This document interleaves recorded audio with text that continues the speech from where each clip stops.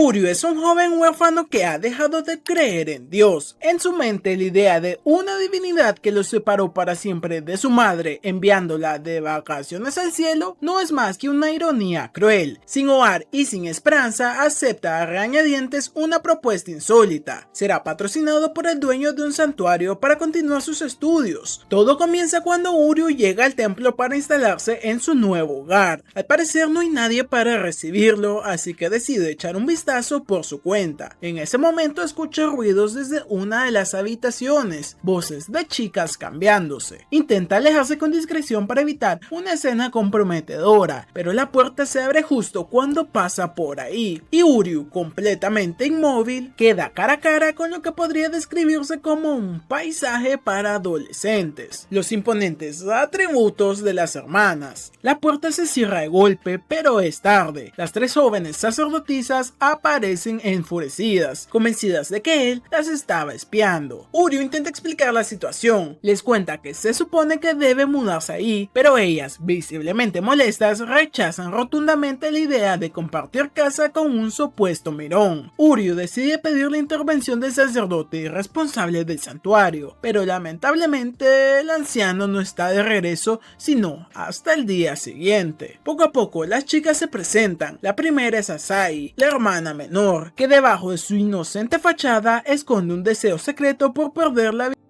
de forma apasionada. Luego está Yae, la hermana mayor, que parece estar permanentemente alterada o fuera de sí. Y finalmente Yuna, la más seria de las tres, con una actitud fría y dominante y se pelea por todo. Frente a semejante trío, Uryu siente una especie de alivio. Todos aquí son raros, por lo que no necesita fingir cordialidad. Su único interés está en continuar con sus estudios. Yuna, sin embargo, le lanza una advertencia: si quiere cenar, debe comportarse. Ella misma lo acompaña a su nueva habitación, afirmando que ya la ha limpiado por él, pero al abrir la puerta del armario, una avalancha de objetos cae sobre ambos. Uryu, sin pensarlo, le empuja fuera de peligro, aunque el que termina enterrado bajo globos dorados es él. Justo en ese momento aparece Yuna, y al ver a Uryu en esa posición sospechosa, desata su furia. Más tarde, mientras Uryu intenta concentrarse en sus estudios, Asahi aparece y sugiere conocerse mejor. Uryu rechaza su compañía, pero ella, preocupada por su equipo de pantalones, decide investigar por su cuenta si todavía funcionan. Y en ese momento, mientras ella rebusca en su ropa interior, Uryu intenta detenerla. Sin querer, resbala sobre unos pantalones y termina encima de ella. Yuna, que llega justo en ese momento, se topa con la imagen de su amigo demasiado cerca de la amiga de Asahi. Uryu regresa a estudiar, pero sus esfuerzos son inútiles, así que decide tomar un descanso para ir al baño y nota que la luz de una habitación sigue encendida. Al asomarse, encuentra a Yuna dormida sobre el suelo. Preocupado de que se resfríe, le coloca una manta encima, pero Yuna despierta entonces y malinterpreta sus intenciones. El grito que lanza es tan fuerte que despierta a las otras dos hermanas, quienes irrumpen en la escena. Al verlos en posición comprometedora, cierran la puerta, incapaces de digerir lo que sus ojos acaban de ver. Ya más tranquilos, todos se sientan en la sala y Uryu les pregunta qué hace Yuna despierta tan tarde. Ve unos papeles sobre la mesa y las hermanas les explican que son amuletos. Yuna, aún con cierto resentimiento, le dice que quería hacerlo sola, porque no quería que las manos manchadas de Uryu los tocaran. Él se encuentra confundido. Es entonces cuando las tres chicas comienzan a sacar hilos rojos de sus cabellos. Le explican que, como sacerdotisas, ayudan a conectar a las personas con los dioses. Los hilos rojos son parte de un ritual que su madre les enseñó, y aunque ella ya no está con ellas, esos hilos aún las conectan con su espíritu. En un gesto de respeto, todas hacen sus oraciones envolviendo los hilos alrededor de sus manos. Yuna le pregunta qué hacía él despierto a esas horas, y Uryu, como siempre, responde con seriedad: estaba estudiando. Su meta es ingresar a una de las academias de medicina más prestigiosas prestigiosas del país. Las chicas, sorprendidas por su compromiso, comienzan a ver a Uryu de otro modo. Tal vez no es simplemente un mirón despistado, sino un chico que, pese a todo, sigue luchando por su futuro. Las hermanas le cuentan a Uryu sobre ciertas creencias tradicionales. De hecho, se acerca una lluvia de estrellas mágicas y existe una antigua historia que afirma que si permites que el polvo de estrellas caiga sobre ti, cualquier deseo que tengas podría hacerse realidad. Pero Uryu, escéptico por naturaleza, interrumpe con frialdad. Para él, todo eso no es más que una sarta de tonterías. Explica que si un meteorito impactara realmente la Tierra, no habría deseos, solo cuerpos aplastados. Esto sobrepasa los límites de Yuna, quien intenta realizar un ritual para maldecir a Uryu en un arrebato de ira, hasta que es detenida justo a tiempo por Yae. La mañana siguiente, mientras Uryu medita en silencio junto a un árbol, reflexiona con pesimismo. Nada de ese tal ritual espiritual parece tener sentido o utilidad, pero sus pensamientos se irrumpen cuando escucha una escena algo peculiar. Es Yuna intentando hablar inglés con una niña extranjera sin tener ningún tipo de éxito. Su acento es tan terrible que parece estar provocando pesadillas lingüísticas en la pequeña. Uryu interviene rápidamente, hablando con fluidez y calma. Convence a la niña a aceptar el talismán de Yuna, y ella finalmente lo toma y, agradecida, se despide con una sonrisa. Tras la escena, Uryu se ofrece a enseñarle inglés a Yuna para que no vuelva a espantar a los turistas. Ella, orgullosa, rechaza la ayuda, pero no sin antes agradecer por intervenir. Promete que estudiará más por su cuenta. En ese instante, un pájaro desciende en picada y le roba el hilo rojo que llevaba. Ese hilo, heredado de su madre, es un símbolo sagrado para las hermanas. Cada una posee uno, y para ellas representa su vínculo eterno con la mujer que las crió. Yuna se deprime al no poder recuperarlo, y sus hermanas intentan consolarla, asegurándole que los dioses la ayudarán a encontrarlo. Uryu, al escuchar eso, no puede evitar estallar. La regaña con firmeza, pues no deberían dejarlo todo en manos de los dioses. Ninguna cantidad de oraciones hará que el hilo regrese por arte de magia. Si quieren recuperar algo, deben hacerlo por sus propios medios. Yuna, herida y molesta, le responde con convicción que los dioses jamás abandonarían a alguien que realmente pide su ayuda, y antes de retirarse sentencia que Uryu claramente no pertenece a ese lugar. Más tarde, Uryu regresa a su habitación, decidido a evitar más roces con Yuna. Sin embargo, cuando las chicas van a buscarlo, descubren que él ya no está. Yae se asusta de inmediato y se pregunta cómo podrían lograr que él y Yuna se lleven bien. Mientras tanto, Asahi está distraída buscando en las pertenencias de Uryu, específicamente cualquier material privado que pueda revelar sus intereses más íntimos. En ese momento, Yae encuentra una fotografía, una imagen de Uryu junto a su madre. Asahi, por su parte, le recuerda lo que su abuelo una vez les dijo: Uryu perdió a su madre siendo apenas un niño y acabó en un orfanato. En ese entonces probablemente rezó a los dioses, pero no recibió más que silencio, y es por eso que ahora no puede creer en ellos. Asahi concluye que Yuna y Uryu tienen más en común de lo que creen. Yuna, que ha estado escuchando toda la conversación a escondidas, se queda en silencio conmovida. Mientras tanto, Uryu ha salido a buscar el hilo perdido, revisa todos los nidos de aves que encuentra sin ningún tipo de éxito, y cansado decide intentarlo una vez más por la mañana, pero antes recuerda cómo las chicas oraban con fe, y entonces por primera vez en mucho tiempo decide probarlo. Se arrodilla, junta las manos y reza para que Yuna recupere su tesoro. Ella, que también lo busca desesperadamente, lo encuentra justo en ese momento, orando. Lo observa en silencio y sonríe. Se acerca y le agradece por su oración. Uryu se disculpa por haber sido tan grosero, y ella también lo hace. Al ver que sus manos están cubiertas de polvo y barro, Yuna le dice con una sonrisa que ahora que al menos tiene algo de respeto por los dioses, puede quedarse en el santuario. Las hermanas los encuentran en ese momento y suspiran de alivio, aunque Asahi, con su mente siempre en otro lado, está convencida de que los dos estaban haciendo cosas inapropiadas a escondidas. Ya de regreso en casa, acuerdan que si ocurre un milagro, seguramente encontrarán el hilo rojo, y entonces sucede. Frente a sus ojos, una lluvia de meteoritos y pétalos de cerezo caen sobre el santuario. El cielo nocturno se ilumina con una belleza indescriptible, y las chicas lo observan asombradas. Pero Uryu, fiel a su lógica, se da cuenta de que no hay ningún milagro, solo es una coincidencia entre la lluvia de estrellas estrellas y la floración tardía. Las chicas, sin embargo, no necesitan una explicación racional. Para ellas, la escena frente a sus ojos es tan hermosa que por un momento se siente como un verdadero milagro. Y mientras Uryu y las chicas conversan, los hilos rojos de Yuna, los mismos que había perdido, caen suavemente desde un nido de pájaro y se posan sobre ella, una señal quizás de que algo superior los observa. Al día siguiente, el sacerdote Chidori finalmente regresa al santuario. Las chicas lo reciben alegres, asegurándole que todo estuvo bien en su ausencia. Chidori no pierde tiempo y da la bienvenida oficial a Uryu, a quien observa con curiosidad. De inmediato lanza una revelación inesperada. Una vez que Uryu se case, tomará el papel de sacerdote. Uryu queda completamente desconcertado. ¿Casarse? ¿Ser sacerdote? ¿Qué clase de trato es este? En ese momento el anciano,